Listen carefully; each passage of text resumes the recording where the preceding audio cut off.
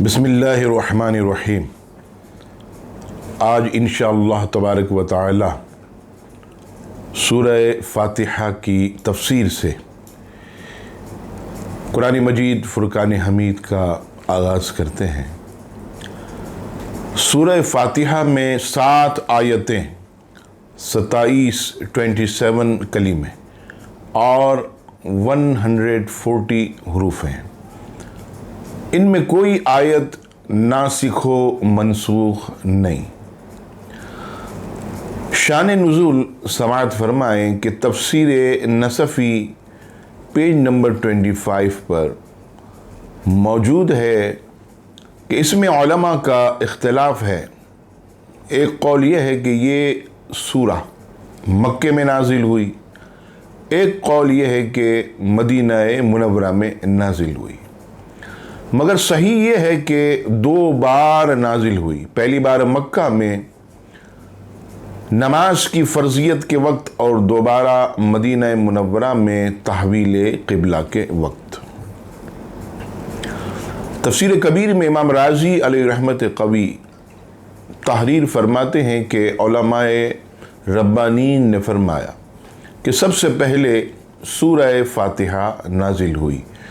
چنانچہ اس کا واقعہ یہ بیان کیا جاتا ہے کہ ایک روز سید دو عالم صلی اللہ تعالی علیہ وسلم ام المومنین حضرت خدیجۃ الکبریٰ رضی اللہ تعالی عنہ کے پاس تشریف لائے اور ارشاد فرمائے کہ میں جب تنہائی میں بیٹھتا ہوں تو غیبی آواز سنتا ہوں کہ کوئی کہتا ہے پڑھو۔ اس کی خبر حضرت ورقہ بن نوفل کو دی گئی جو سیدہ خدیجۃ الکبریٰ کے رشتے میں بھائی تھے۔ ورقہ بن نوفل نے عرض کیا کہ اب جب کبھی آواز آئے تو آپ اطمینان سے سنتے رہیں۔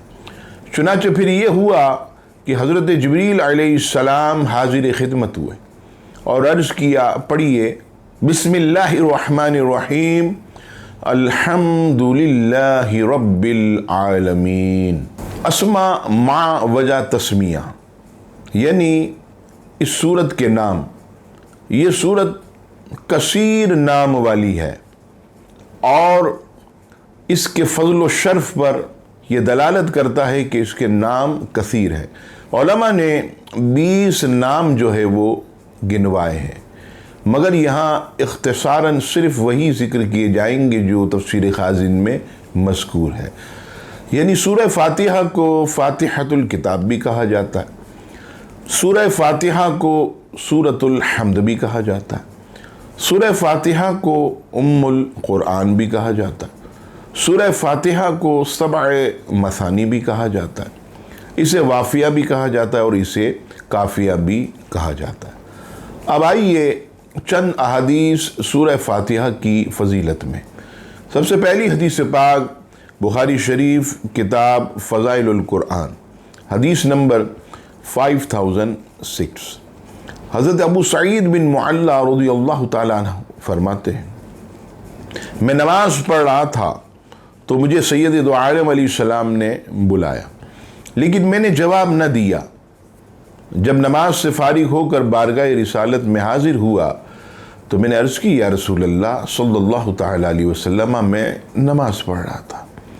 تو حضور صلی اللہ تعالیٰ علیہ وسلم نے فرمایا کہ کیا اللہ تعالیٰ نے یہ نہیں فرمایا استجیبوا للہ وللرسول اذا دعاکم، اللہ اور اس کے رسول کی بارگاہ میں حاضر ہو جاؤ جب وہ تمہیں بلائیں۔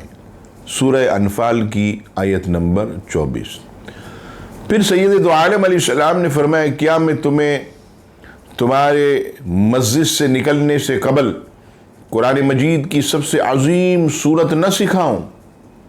پھر نبی پاک علیہ السلام نے ان کا ہاتھ تھام لیا اور آپ صلی اللہ تعالیٰ علیہ وسلم کی بارگاہ میں عرض کی یا رسول اللہ آپ ضرور مجھے بتائیے۔ تو آپ علیہ السلام نے فرمایا میں ضرور تمہیں قرآن مجید کی سب سے عظمت والی سورت سکھاؤں گا۔ ارشاد فرمایا کہ وہ سورت الحمد للہ رب العالمین ہے، یہی 7 مثانی اور قرآن مجید ہے جو مجھے عطا فرمائی گئی۔ دوسری حدیث پاک مسلم شریف حدیث نمبر 254، حضرت سیدنا عبداللہ ابن عباس رضی اللہ تعالی عنہ فرماتے ہیں ایک فرشتہ آسمان سے نازل ہوا اور اس نے سید دو عالم علیہ السلام کی بارگاہ میں سلام پیش کر کے عرض کی، یا رسول اللہ صلی اللہ علیہ وسلم، آپ کو ان دو نوروں کی بشارت ہو جو آپ کے علاوہ اور کسی نبی کو عطا نہیں کیے گئے، اور وہ دو نور یہ ہیں کہ پہلا سورہ فاتحہ اور دوسرا نور سورہ بقرہ کی آخری آیتیں۔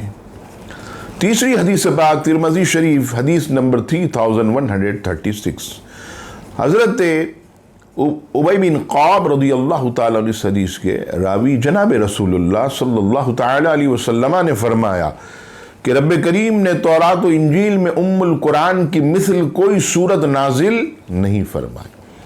چوتھی حدیث پاک سورہ فاتحہ کی فضائل میں شعب الایمان حدیث نمبر 2370، حضرت عبد الملک بن عمیر رضی اللہ تعالیٰ عنہ سے روایت، جناب رسول اللہ صلی اللہ تعالیٰ علیہ وسلم نے ارشاد فرمایا کہ سورہ فاتحہ ہر مرض کے لیے شفا ہے۔